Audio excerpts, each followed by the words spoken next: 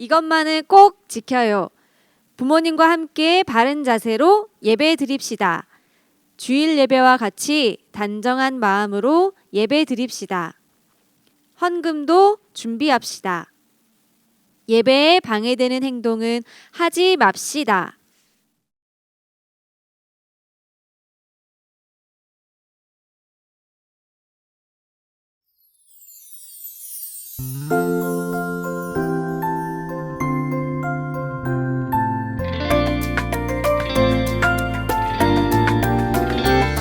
내 맘대로 내 뜻대로 살고 싶지만 내 안에 계신 성령님 뜻을 구할 때 내 영역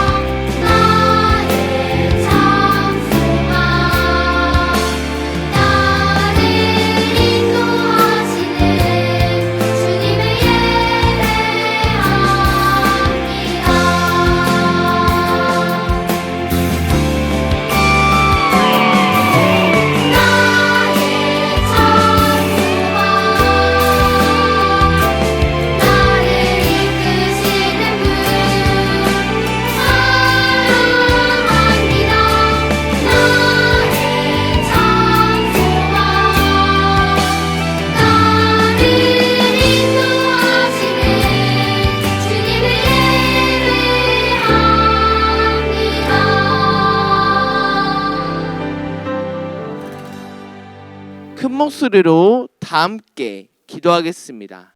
하나님, 교회에 나와 예배 드리는 것이 즐겁게 해주세요. 하나님께서 언제나 늘 나와 함께 해주세요.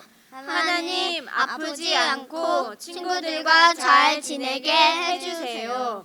하나님이 원하시는 멋진 사람으로 만들어 주세요. 하나님을 알지 못하는 친구들이 하나님을 알 수 있도록 해 주세요. 예수님의 이름으로 기도합니다. 아멘.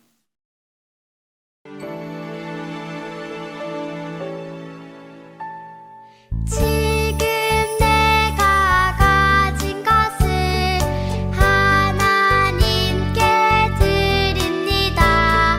하나님 나라 위하여 아름답게 쓰이는 예물이니 즐거운 맘 감사한 마음으로 하나님께 드립니다. 우리 드려진 예물을 놓고 함께 기도할게요. 사랑의 하나님, 우리의 마음과 정성이 담긴 예물을 주님께 드립니다. 이 예물을 기뻐 받아주시고 이 예물이 하나님의 나라를 위해 사용되게 해주세요. 예수님의 이름으로 기도합니다. 아멘. 광고 시간입니다. 오늘도 예배로 함께한 여러분을 환영하고 축복합니다. 예배는 하나님과의 약속입니다. 교회에 모이지 못하는 상황이지만 집에서 영상으로 예배를 드립시다. 코로나19 바이러스를 조심합시다.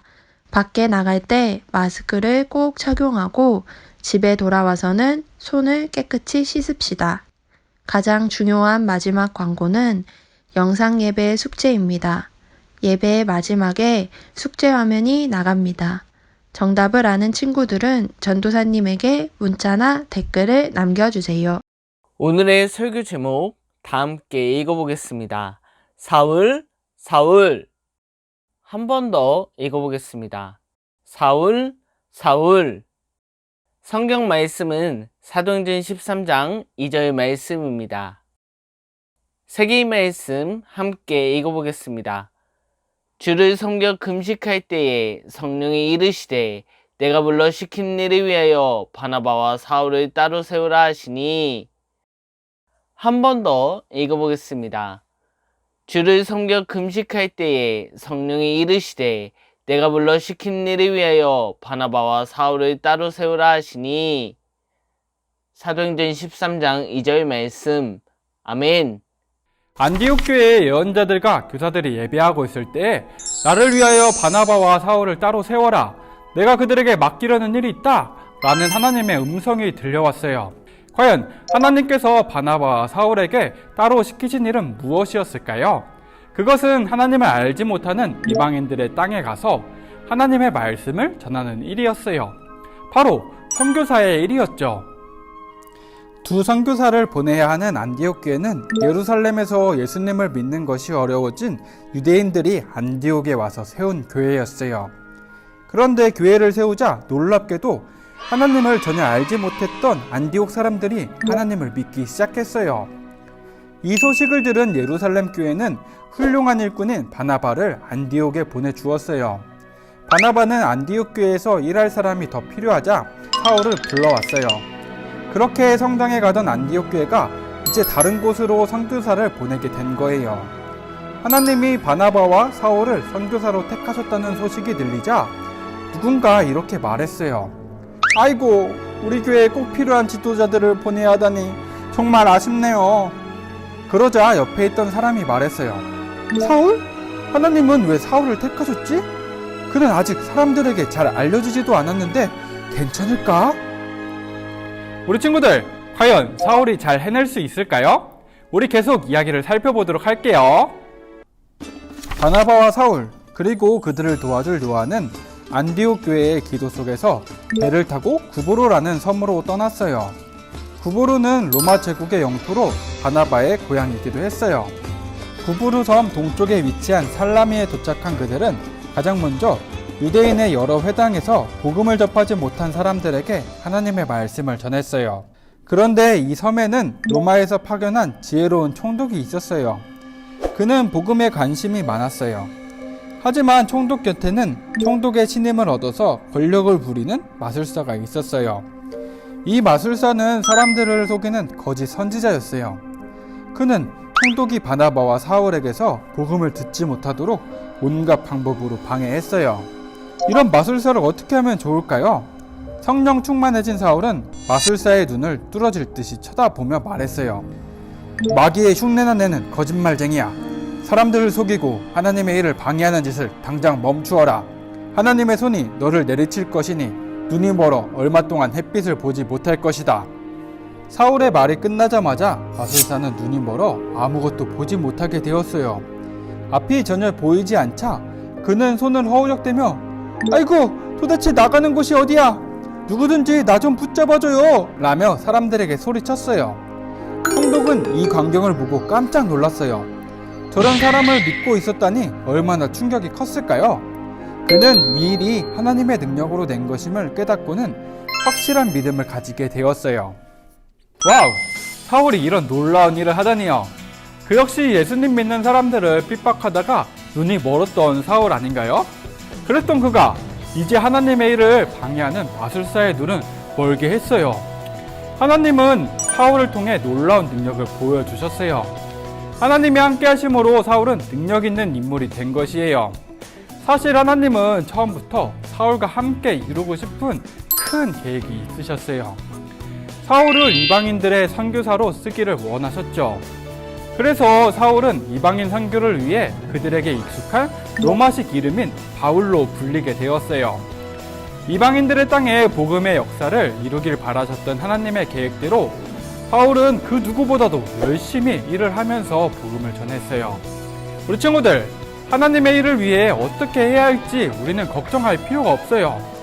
하나님께서 모든 일을 계획하고 인도하시니까요. 하나님 앞에서 우리가 옳고 그름을 판단하고 미래를 걱정하는 것은 어리석은 행동일 뿐이에요. 우리는 바울처럼 하나님께서 원하시는 일을 최선을 다해 실천하기만 하면 돼요. 그러면 우리를 통해서도 하나님께서 놀라운 계획을 이루어 가실 거예요. 우리 모두 이 말씀을 기억하면서 한 주간 살아가기를 바라겠습니다. 우리 다 같이 기도하겠습니다. 사랑의 하나님, 오늘 우리는 이방인 선교에 나선 바울의 이야기를 배웠어요. 모든 일을 하나님이 예비하시고 주님의 섬세한 손길을 통해 이루어 가신다는 것을 알 수 있었어요. 하나님의 구원 계획에 우리도 참여하도록 이끌어 주시고 사용해 주세요. 예수님의 이름으로 기도합니다. 아멘. 다 함께 주기도문하며 예배를 마치겠습니다.